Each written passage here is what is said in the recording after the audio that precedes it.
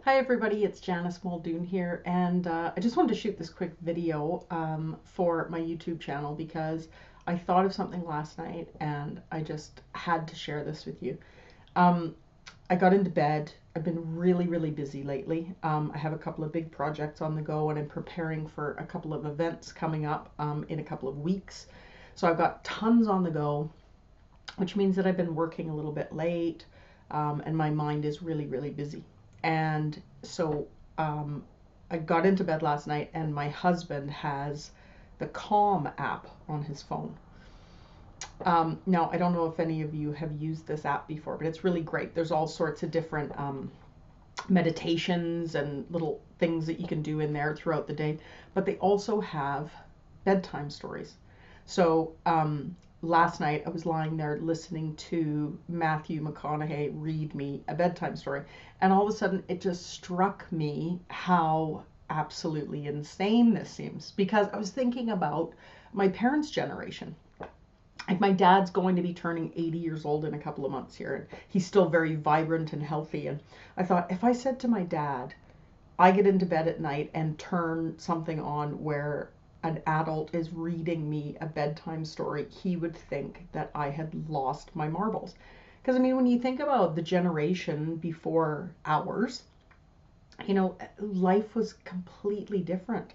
If you maybe felt like you were going to have trouble sleeping, you'd have some hot milk, or, maybe put a bit of lavender bubble bath and go and soak in the tub before you went to bed. So it really got me thinking about just how the world has become. We're so connected through, obviously, the internet, social media.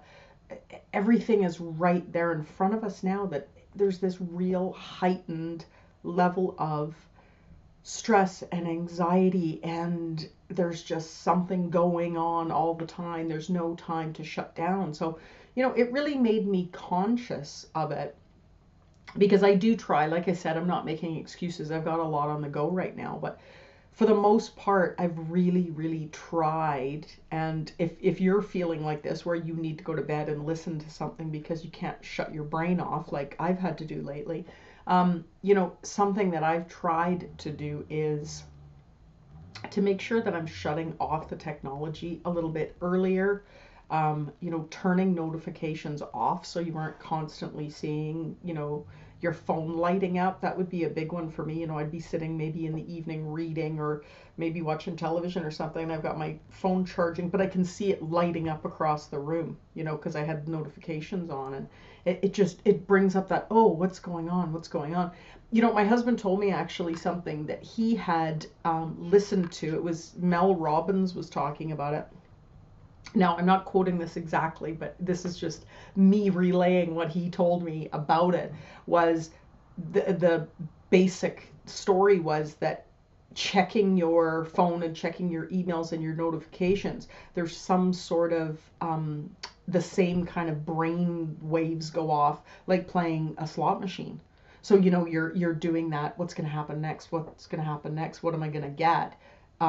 It's those same things are firing in your brain, when you're looking at social media, and when you're getting notifications and emails and things like that on your phone. So, our lives are just changing so fast and in such crazy ways that I don't think we ever could have anticipated. But I think, for me, I think I'm just old enough. I'm 48.